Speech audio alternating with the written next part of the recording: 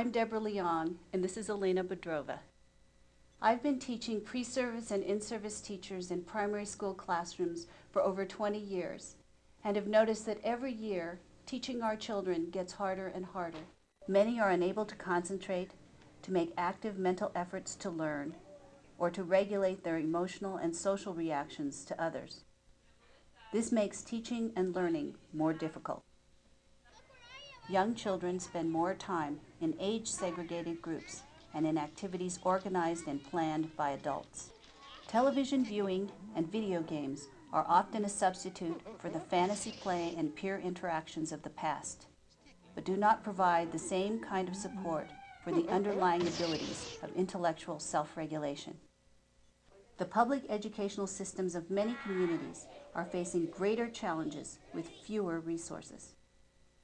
The work of Lev Vygotsky conceptualizes the learning process as a shared activity, not one directed exclusively by teacher or student. Both parties take responsibility for learning. Responsibility for learning progressively shifts from the teacher to the child as the child becomes more capable and independent, becoming a self-regulated learner. Although I had studied the Vygotskian model in graduate school, I had some difficulty applying it in real classrooms. In 1992, I met Elena Bedrova on the internet. Elena was working at the Center for Preschool Education in Moscow, one of the few places where Vygotsky's ideas had been consistently applied for the last 30 years. Lev Vygotsky was a contemporary of Jean Piaget. In the 1920s, as a teacher trainer, he faced the same dichotomy that Deb found so puzzling between traditional teacher-directed classrooms and the newly emerging student-directed learning methods. What are you going to write about? I'm going to write about the fire truck sliding down the pole. Oh, great. Okay. This child needs only some prompts to put her own words on the paper, whereas this other child cannot write her own words without substantial teacher support.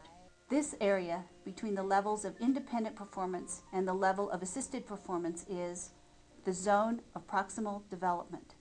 It is here that Vygotsky felt teachers need to focus their attention.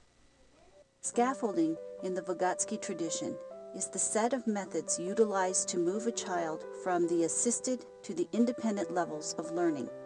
Scaffolding presupposes that the teacher has a plan for accomplishing this, along with a plan for removing the scaffolding when possible. Planning of instruction is a strength of the teacher-directed approach. Scaffolding also presupposes that the child is an active participant in his own learning, as the student-directed tradition advocates. The Vygotskian goal of learning is mastery over one's cognitive processes, as we will discuss further later.